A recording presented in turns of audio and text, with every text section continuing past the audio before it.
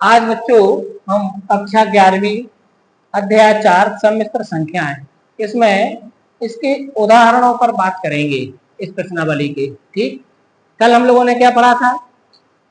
सम्मिश्र संख्याएं क्या है, उनकी परिभाषा, उनका जोड़ना कैसे करते हैं, घटाना कैसे करते हैं, उनको गुणा कैसे करते हैं और एक का दूसरे में भाग कैसे देते हैं। इतना सारा कुछ पढ़ा था कल अपन ने। ठीक, आज अपन ये देख रहे हैं इससे संबंधित सवालों को। तो जैसे उदाहरण नंबर 1 आपको बुक में दिया है कि यदि 4x धन i इंटू 3x ऋण y बराबर 3 धन i इंटू -6, तब x और y के मान ज्ञात कीजिए। बहुत सिंपल है। अगर ये सवाल परीक्षा में आपको आता है तो पहले सवाल को देखिए कैसे करेंगे। ऐसे लिखा 3x minus Y equal to 3 plus I minus. अब क्या होता है, जब हम दो सम्मिश्र संख्याएं बराबर रूप में लिखी हो तो वास्तविक भाग वास्तविक भाग के बराबर होता है और काल्पनिक भाग काल्पनिक भाग के बराबर होता है। तो यहाँ पर लिखेंगे तुलना करने पर। क्या लिखेंगे बच्चों अपन शब्द? तुलना करने पर तो वास्तविक के बराबर कर दो, मतलब 4x बराबर क्या आएगा? 3 इंप्लाइज दैट x बराबर कितना आएगा? 3/4। तो एक आंसर हमारा आ गया, एक आंसर आ गया। एवं अब काल्पनिक को काल्पनिक से तुलना करो तो आई नहीं लिखना, सिर्फ इतना लिखो 3x minus Y equal to -6।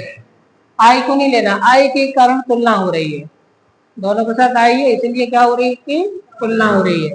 अब यहाँ से अपन क्या करें, x का मान लिख दें। तो x का मान कितना है? 3/4 माइनस वाई इक्वल टू -6। अब ये हो गया 9/4 माइनस वाई, या वाई को चलो उस तरफ ले जाते हैं तो -6 प्लस क्या आ जाएगा? तो 6 इस तरफ ले आओ तो 9/4 प्लस 6 इक्वल टू वाई। तो जल्दी बताओ कितना आएगा इसका आंसर? इसको अपन लघुत्तम ले लेंगे। क्या ले लेंगे इसको? तो इसके बटे में कुछ नहीं तो क्या मानेंगे? तो 4 एकम 4, तो 4 से 4 कट गया, यहाँ 9 आएगा। 1 से 4 में भाग देंगे 4 आएगा। 6 चौके बराबर y। तो बताओ y की वैल्यू कितनी आएगी? 33/4। तो y की वैल्यू यहाँ पर कितनी है? y की वैल्यू कितनी है? और x की वैल्यू कितनी है? 3/4। अपना उदाहरण कौन सा है? दूसरा देखें। एग्जाम्पल 2 में क्या लिखा है? a प्लस IV के रूप में व्यक्त कीजिए। तो आपको याद है कल हमने पढ़ा था कि प्रत्येक संख्या को हम a प्लस IV के रूप में व्यक्त कर सकते हैं, है ना। तो यहाँ से अपन सॉल्व करेंगे इसको, पहला वाला। तो -5i इंटू 1/8 इंटू आई। तो पहले दोनों का गुणा कर दो। तो गुणा करेंगे तो क्या आएगा? -5/8 -5 का 1/8 में गुणा करेंगे कितना आएगा? -5/8। और आई का आई से गुणा करेंगे तो क्या आएगा? अब आई स्क्वायर की वैल्यू क्या होती है? आई स्क्वायर की वैल्यू होती है -1। तो हो जाएगा -5/8 इंटू -1। -1 के इसमें गुणा करेंगे तो क्या आएगा? तो मैं इसको लिख सकता हूँ 5/8 प्लस 0i। बोला था ना यही। तो किस रूप में आ गया हमारा? a प्लस IV के रूप में आ गया यार। अब इसका सेकंड वाला लिखा जैसे हमें -i, यहाँ पर लिखा है 2i, यहाँ लिखा है -1/8 इंटू y का क्यूब। पहले इन दोनों का गुणा कर दो तो आ जाएगा 2 - 2i²। नहीं आएगा। और इसका क्यूब करो तो -1/512 आएगा। 8 का घन कितना होता है? 8 से यहाँ 64, 64 8 से 512 का। हो ठीक है। और आई पर कितने की याद लगेगी? 3 की। तो आई पर 3 की याद है तो मुझे बताओ आई घन का मान कितना होता है? क्योंकि आई घन को लिखेंगे i² इंटू आई, तो -1 इंटू आई तो -i होता है। ठीक है, तो इसको क्या लिखेंगे हम? -i। तो इसको लिखेंगे -1 और ये -1/512 और इसको लिखेंगे -1। बात समझ में आ रही? -i क्या लिखना है इसको? अभी माइनस का गुणा क्या हो जाएगा? +2 इंटू माइनस का गुणा प्लस, तो आई आ गया हमारा i/512। नहीं आएगा या 1 लिख दो इंटू आई कर दो। अब ये 2 से कैंसिल कर दो इसको, 256।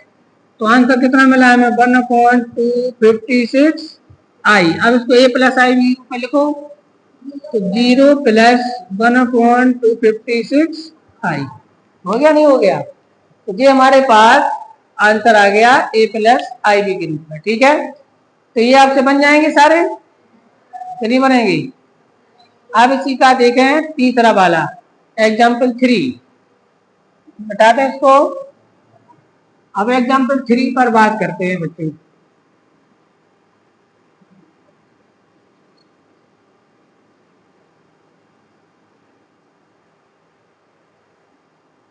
एग्जाम्पल 3 में लिखा है, एग्जाम्पल 3 इसमें लिखा हुआ है 5 माइनस, बोलो 5 - 3i whole to the power 3।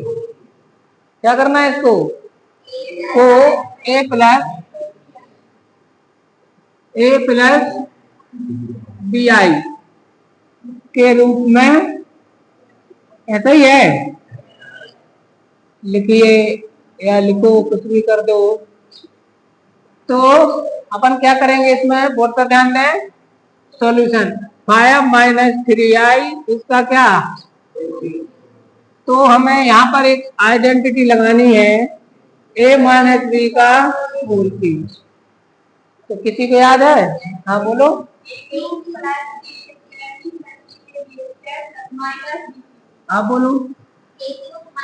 Minus, पहले आएगा एक माइनस, फिर a² भी, फिर प्लस आएगा और फिर माइनस आएगा। ठीक है, सिमी भी सही बोल रही थी, पर यहाँ पर अकेले प्लस बोल गया था अकेले, है ना। तो a³ - 3a² plus 3ab² minus b³ किसका सूत्र है? a - b का होल क्यूब। तो यहाँ पर a की वैल्यू कितनी है? तो लिखेंगे 5 का क्यूब -3 इंटू 5 का स्क्वायर। बी की वैल्यू कितनी है? तो यहाँ पर 3i लिख दो। समझ आ रही बात? प्लस 3a की वैल्यू है 5, b की वैल्यू है 3i, इस पर क्या लगा दो? और -3i पर क्या लगा दो? तो यहाँ पर 5 का क्यूब कितना होगा? 125 -3 5 का स्क्वायर 25 और ये 3i प्लस 5 का 3 से गुणा करेंगे 15 और 3 का वर्ग 9, i का वर्ग i वर्ग और ये 27 i पर कितने की बात आएगी? अब यहाँ पर लिख दीजिए i² जहां पर है वहां पर क्या लिखना है, और i³ जहां पर है वहां पर क्या लिखना है? -i लिखना है। ऐसे ही है। 125 माइनस ये कितना होगा? 3 × 9 × 25 बराबर 225 आई। नहीं आएगा? तो 15 नाम 135 आई वर्ग का मान कितना होगा? -27 इसका मान होगा -i। अब ये 125 माइनस 225 आई और ये प्लस माइनस का गुणा माइनस 135 और ये प्लस 27 आई। अब आई से आई वाले को कनेक्ट करना है और ये वास्तविक से वास्तविक भाग को, तो माइनस का 135 है प्लस का 125 है, कितना बचेगा? माइनस का 10 नहीं बचेगा। और ये माइनस का 225 है प्लस का 27 है, माइनस में बचेगा क्योंकि प्लस वाला घट जाएगा, -199 आएगा नहीं आएगा? 199 कितना बचेगा? 98 है ना? नहीं 198 नहीं बचेगा। तो हमारे पास बचा -10 -198 आई। सबको क्लियर हो गया? ये कुछ रूप में आ गया हमारा। ए प्लस बी आई के फॉर्म में। तो ये हमारा आंसर हो गया। लो ठीक है ना। तो कोई प्रॉब्लम इसमें? चलिए अब आगे बढ़ते हैं, एग्जाम्पल 5 की ओर चलते हैं। ठीक है, और एग्जाम्पल 5 से पहले अब हमें आगे सीख रहे हैं बच्चों सम्मिश्र संख्या का मापांक एवं संयुग्मी। ठीक है ना, संयुग्मी क्या कहलाता है उसका, और मापांक क्या कहलाता है। तो देखिए क्या कहलाता है संयुग्मी और मापांक। जैसे मान लीजिए z बराबर a प्लस आई बी, ये हमारे पास कोई सम्मिश्र संख्या है, z equal to a plus I B. तब इसका मापांक होता है, इसका मापांक होता है मॉड z, मॉड लगा देना है, mod z equal to under root of A square plus B square. क्या होता है? Under root of A square plus B, माने वास्तविक भाग का वर्ग धन काल्पनिक भाग के वास्तविक गुणांक का वर्ग। ठीक है, आई को छोड़ देंगे। तो ये होता है इसका मापांक। किसका मापांक है? सम्मिश्र संख्या का। तो किसी भी सम्मिश्र संख्या का मापांक निकालना हो तो फॉर्मूला क्या लगा देना है, under root of A square plus B square. अब मापांक बताता क्या है ये जानना जरूरी नहीं है, उसमें नहीं आया आपकी थ्योरी में, लेकिन मैं आपको बता दूं। मापांक बताता है जैसे हम सम्मिश्र संख्याओं को एक तल पर निरूपित करें, जैसे हम सभी संख्याओं को तल पर निरूपित कर सकते हैं, ऐसे सम्मिश्र संख्याओं को जिस तल पर निरूपित करते हैं उसको बोलते हैं आर का तल। क्या बोलते हैं? जैसे उसको बोलते हैं कार्तीय तल, जिसमें एक्स वाई को निरूपित करते हैं, जिस पर हम सम्मिश्र संख्या को निरूपित करते हैं उसको बोलते हैं आर का तल। अब यदि किसी तल पर आपने सम्मिश्र संख्या को निरूपित किया तो इस संख्या को निरूपित करने वाले बिंदु की मूल बिंदु से दूरी मापांक के बराबर होती है। माने इस संख्या को सम्मिश्र तल भी कहेंगे, उसको आर का तल या सम्मिश्र तल। तो सम्मिश्र तल पर इस संख्या को निरूपित करने वाले बिंदु की मूल बिंदु से दूरी मापांक के बराबर होती है। तो ये मापांक बदलते आया। अब अपने पास आता है मापांक के बाद क्या चाहिए, इसका संयुग्मी, कॉन्जुगेट संयुग्मी। तो z के संयुग्मी को हम z बार लिखते हैं। क्या लिखते हैं? याद रखना, z बार क्या है? z का संयुग्मी। तो किसी संख्या का संयुग्मी निकालना हो आपको तो काल्पनिक भाग का चिन्ह बदल देना है। क्या बदल देना है? काल्पनिक भाग का चिन्ह बदल देना। मतलब यहाँ पर अगर प्लस है तो क्या कर देना है, और अगर यहाँ पर माइनस है तो क्या कर देना है, इसके चिन्ह से नहीं बोलना है, इसका कोई भी चिन्ह हो, प्लस हो तो प्लस लगा रहेगा, माइनस हो तो केवल किसका चिन्ह बदलना है, किसका चिन्ह बदलना है। संयुग्म होता क्या है? तो किसी सम्मिश्र संख्या की संयुग्म वह संख्या होती है जिसको उसमें जोड़ने पर वास्तविक संख्या प्राप्त होती है। कौन सी संख्या प्राप्त होती है? जैसे आप इसको जोड़िए तो आई बी कट जाएगा, तो आंसर क्या आएगा? 2a वास्तविक संख्या आएगी, है कि नहीं आएगी? तो जब हम किसी सम्मिश्र संख्या को उसके संयुग्मी में जोड़ते हैं तो हमेशा क्या मिलता है? रियल। क्या मिलता है? रियल। मतलब देखो, मतलब है कि z plus Z bar equal to हमेशा होता है रियल z, माने z का रियल पार्ट मिलता है, दो ग्रे के साथ मिलेगा। तो ये होता है हमेशा। अगर किसी समस्त संख्या में किसको जोड़े, हम किसको जोड़े? उसके संयुग्मी को। तो सबको संयुग्मी समझ में आ गया क्या कहलाता है? तो इसको बोलते हैं कॉन्जुगेट, इसको क्या बोलते हैं? कॉन्जुगेट। और इसको बोलते हैं मॉड्यूलस। तो मॉड्यूलस ऑफ जेड और ये कॉन्जुगेट ऑफ जेड। तो संयुग्मी को क्या बोलते हैं इसमें? कॉन्जुगेट। और मापांक को क्या बोलते हैं? मॉड्यूलस। तो आप निकाल देंगे इसको, अब किसी का भी हमें संयुग्मी या वो निकालना है। अब बता रहा हूं मैं, ये हुई एक चीज। अब मैं बता रहा हूं सम्मिश्र संख्या का गुणात्मक प्रतिलोम।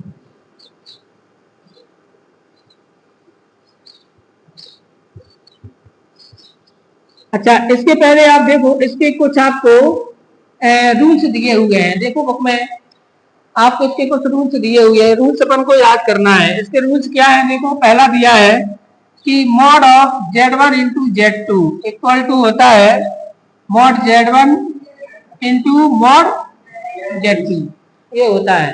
ठीक है ना, Z1 इंटू Z2 का मॉड।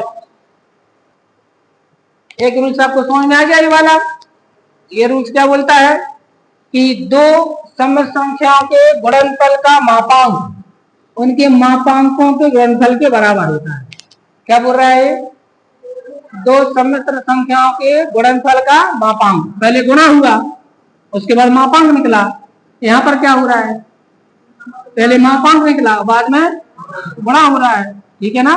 तो दो सम्मिश्र संख्या के गुणनफल का मापांक उनके मापांकों के गुणनफल के इसी प्रकार भाग में आता है। Z1 upon Z2 equal to होता है mod of Z1 upon mod of Z2। अर्थात इसको क्या बोलेंगे अपन भाषा में कि दो सममिश्र संख्याओं के भागफल का मापांक उनके मापांकों के भागफल के बराबर होता है। अगर हमारे लिए लिया है तीसरा वाला, उसने गुणा Z1 इंटू अब किसका दिया है इसमें, कॉन्जुगेट का, ठीक है ना। तो Z1 इंटू Z2 का सम्मिश्र माने दो संख्या के गुणनफल का संयुग्मी, थोड़ी दो संख्या के गुणनफल का संयुग्मी काय के बराबर होता है, उनके संयुग्मियों के गुणनफल के बराबर होता है। बोले क्या सबको रूल्स, दो सम्मिश्र संख्याओं के गुणनफल का संयुग्मी उनके संयुग्मियों के गुणनफल के बराबर होता है। इसी प्रकार योग अंतर में होता है, इसी प्रकार भाग में, है ना। तो इसी में अपन एक और ले रहे चौथा कि अगर मान लो Z1 प्लस Z2 है और इसका संयुग्मी है या माइनस में हो तो दोनों का ऐसे ही होगा, Z1 का संयुग्मी प्लस माइनस Z2 का संयुग्मी। और ठीक इसी प्रकार भाग में है, तो भाग में हमारे पास क्या है, Z1 अपॉन Z2 का संयुग्मी बराबर क्या होता है, Z1 का संयुग्मी अपॉन Z2 का। अब आपको लगेगा कि ये तो छोटी छोटी सी बातें हैं, लेकिन ये बहुत काम की हैं। जब हम किसी सवाल को हल करेंगे तो उसमें इसका प्रयोग करेंगे तो सवाल बहुत सरल हो जाता है, ठीक है ना। तो क्या पता चला यहाँ पर दो संख्याओं के गुणनफल का मापांक मापांकों के गुणनफल के बराबर होता है, दो संख्याओं के भागफल का मापांक मापांकों के भागफल के अलग अलग मापांकों के भागफल के बराबर होता है, दो संख्या के गुणनफल का संयुग्मी उनके अलग अलग संयुग्मी गुणनफल के बराबर होता है, और दो संख्याओं के योग या अंतर का संयुग्मी उनके संयुग्मियों के योग अंतर के बराबर होता है अलग अलग, और भाग में भी ये डिफरेंट बढ़ जाता है। मिल गया सभी को।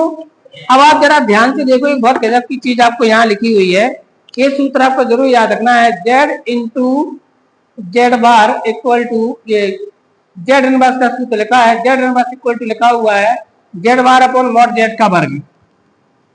Z इनवर्स इक्वल टू लिखा है Z bar into mod Z का वर्ग लिखा है ये सूत्र। देखो आप, ये कहलाता है किसी सम्मिश्र संख्या का प्रतिलोम। अगर आपको किसी सम्मिश्र संख्या का प्रतिलोम निकालना है तो इसका सूत्र क्या होता है, Z इनवर्स इक्वल टू क्या होता है, Z inverse equal to Z bar upon mod Z का स्क्वायर। ये काय का सूत्र है, गुणात्मक प्रतिलोम का या किसी सम्मिश्र संख्या के प्रतिलोम का। तो उसका गुण प्रतिलोम का सूत्र होता है, क्योंकि अगले सवाल में यही निकालना है हमें, अगले सवाल में यही निकालना है। तो क्या होता है सूत्र, जल्दी बताइए। Z इनवर्स इक्वल टू, इसको Z इनवर्स पढ़ेंगे, Z inverse equal to Z bar upon, ठीक है ना, मॉड Z का स्क्वायर। मॉड Z का क्या लेना है, स्क्वायर लेना है, ये आप ध्यान रखना बात है ना।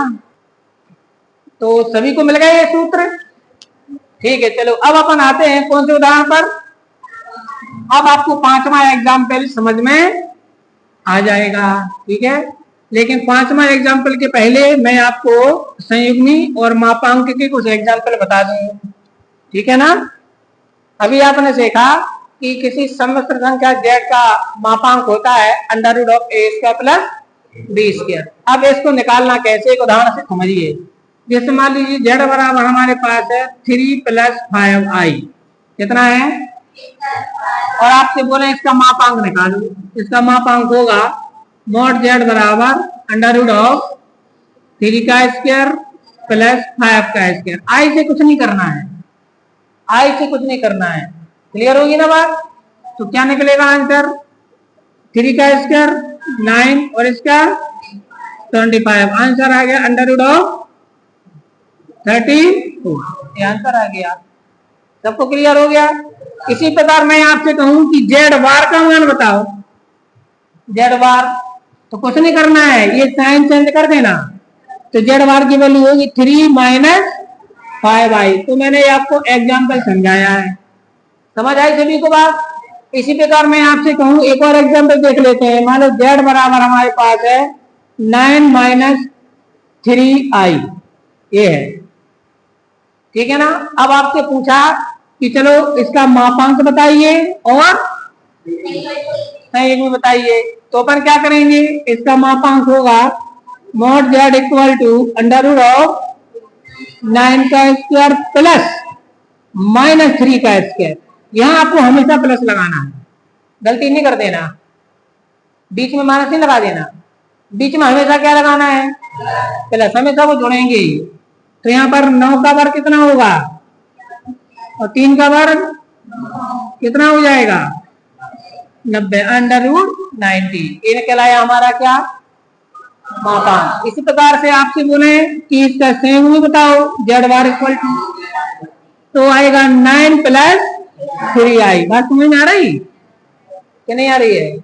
कौन सा साइन चेंज करना है, केवल कल्पित भाग का, आई वाले का साइन चेंज करना है।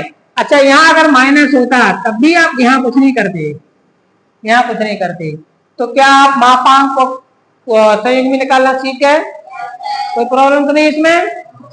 चलिए अब अपन आते हैं गुणात्मक प्रतिलोम निकालने में कि गुणात्मक प्रतिलोम कैसे निकालना है। ठीक है, तो इसके लिए अपन सीखते हैं उदाहरण नंबर 5।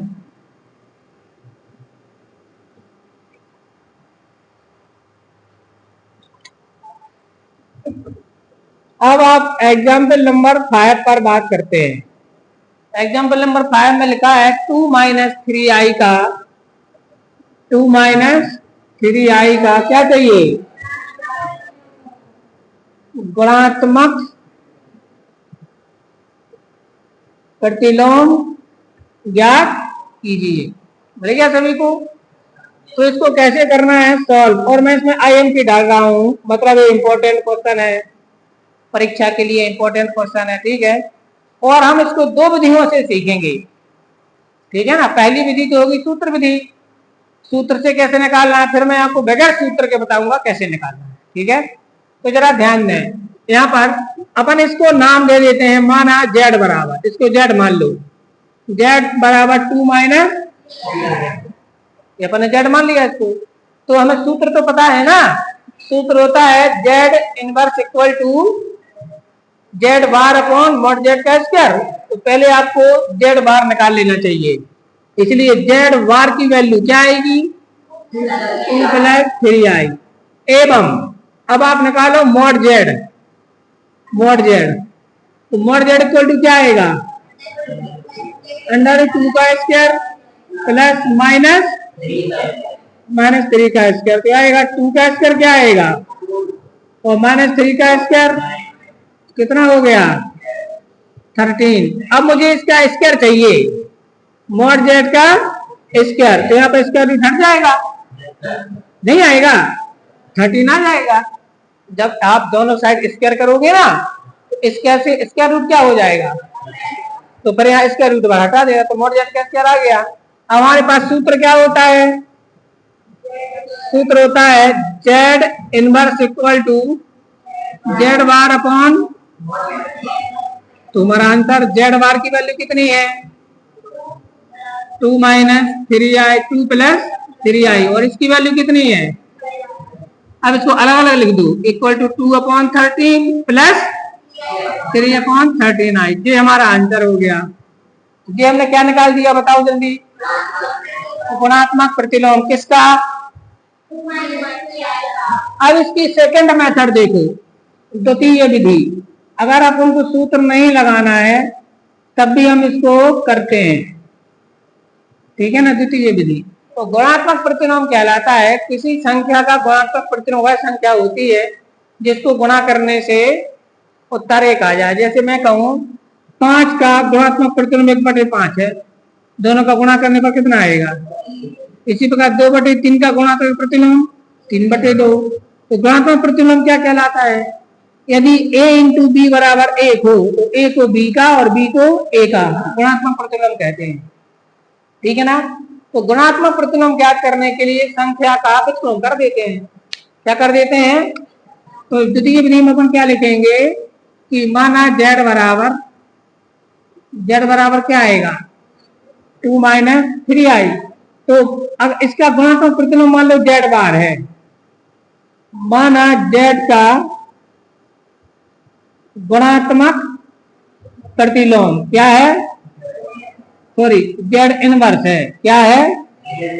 तब परिभाषा से कैसे भाई गुणात्मक प्रतिलोम की परिभाषा होती है कि z इंटू z इनवर्स बराबर कितना आएगा 1 आएगा।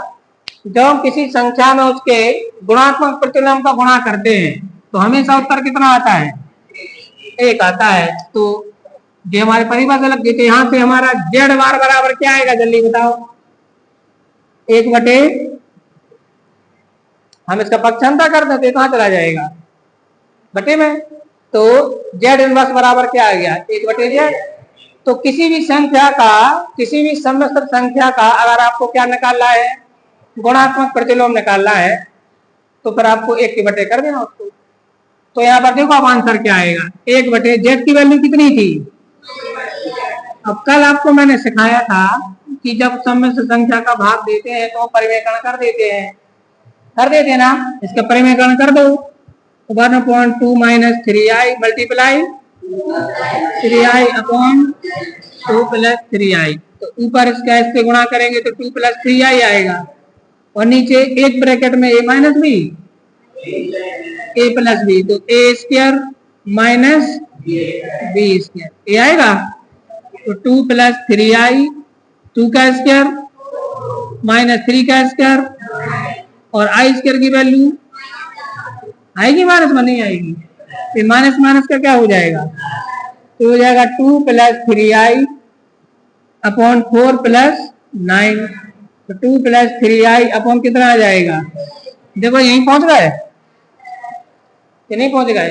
अब दोनों को क्या कर दूं अलग अलग कर दो तो 2/13 धन 3/13i। तो ये वाली जो विधि है ये बगैर सूत्र के कहलाई और इस वाली विधि में आपको क्या याद कर लेना है सूत्र। तो आपको जो विधि आपको समझ में आए चाहे आप फार्मूला वाले मेथड से करें और चाहे आप सीधा कर दें सीधा कर देना z inverse equal to 1/z होता है। z inverse equal to 1/z होता है। तो इस प्रकार से आप गुणन प्रतिलोम ज्ञात कर पाएंगे। ये आपकी पहली प्रश्नावली का लास्ट एग्जाम्पल है। ठीक है ना 6 एग्जाम्पल दिए हैं कुल। तो छठवां एग्जाम्पल क्या दिया है a + ib के रूप में व्यक्त कीजिए। पहला क्वेश्चन है 5 + √2i अपॉन 1 - √2i। तो आपको याद है इसका मतलब वो यही तो बोल रहा है कि इसमें इसका भाग दीजिए। तो मैंने आपको कल बताया था कि अगर हमें एक समस्तर संख्या में दूसरी का भाग देना हो तो क्या करना होता है हाँ परिमेयकरण कर देते हैं उसका चिन्ह बदल के ऊपर नीचे गुणा। तो यहाँ पर आएगा 5 इसको चलो z मान लेते हैं माना z equal to 5 + √2i upon 1 - √2i। चलो कर दो परिमेयकरण। तो 5 + √2i upon 1 - √2i multiply 1 + √2i upon √2i ऐसे आएगा नहीं आएगा। अब ऊपर का ऊपर से गुणा करेंगे नीचे का नीचे से। तो एक साथ लिख लो 5 + √2i इंटू 1 + √2i नीचे भी इनको एक साथ कर लो 1 - √2i और 1 + √2i। इतना समझ आ गया। अब पहले 5 का मल्टीप्लाई करो दोनों में।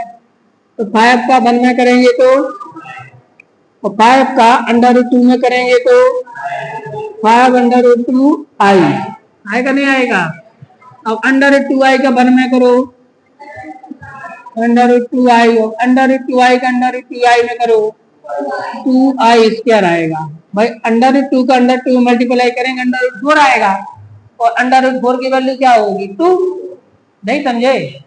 और i² का i का i से i² हो जाएगा। नीचे आइडेंटिटी लगेगी a minus B a plus B equal to a² minus b²।